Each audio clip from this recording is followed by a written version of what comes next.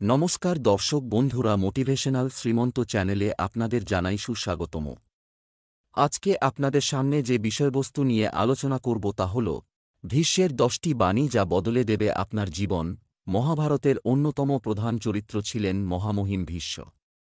সেই সময় পৃথিবীর সবথেকে শক্তিশালী যোদ্ধা ছিলেন তিনি। যারা মহাভারত নিয়মিত অধ্যয়ন করেন তারা অবশ্যই অনুধাবন করেছেন যে শুধু যুদ্ধবিদ্যাই নয়, অত্যন্ত ধার্মিক এবং জ্ঞানীও ছিলেন তিনি। আজ সেই ভীষ্মদেবের সেরা কয়েকটি উক্তি নিয়ে উপস্থিত হয়েছি আপনাদের কাছে। মহারথী ভীষ্মের উক্তি 1।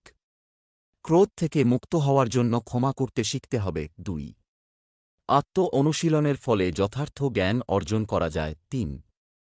অপ্রত্যাশিত সঙ্গ পরিহার করে অর্থ বাঁচানো যায়। 4। অবৈধ বাসনাসমূহ থেকে মুক্ত হওয়ার জন্য ভবিষ্যৎ পরিকল্পনা করার প্রবণতা ত্যাগ করতে হবে। 5। আধ্যাত্মিক অনুশীলনের দ্বারা ঘুমকে জয় করা যায়। 6। শৌর্যের দ্বারা ভয় পরিহার করা যায়। 7।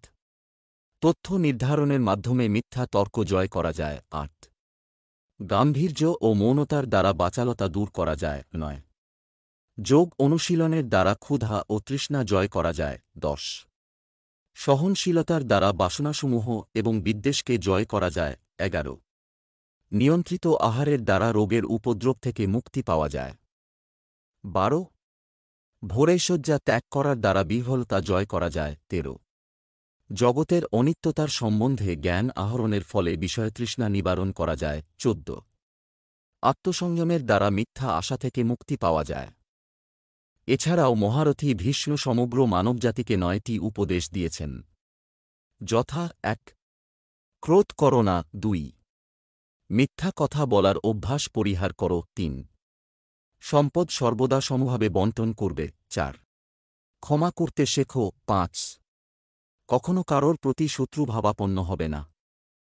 6। দেহে ও মনে শুদ্ধ হবে। 7। কেবল বিবাহিত পত্নীর দ্বারাই সন্তান উৎপাদন করবে। 8। সরল হতে শিখবে। 9। সর্বদা আশ্রিত এবং অধীনস্থদের যত্নের সহিত পালন করবে। আশা করি বন্ধুরা ভিডিওটি দেখে আপনাদের ভালো লেগেছে। ভালো লাগলে আপনজনের উদ্দেশ্যে শেয়ার করবেন, চ্যানেলটি সাবস্ক্রাইব করবেন। আজ এখানেই শেষ করছি। ঈশ্বর আপনার মঙ্গল করুক। নমস্কার, ধন্যবাদ।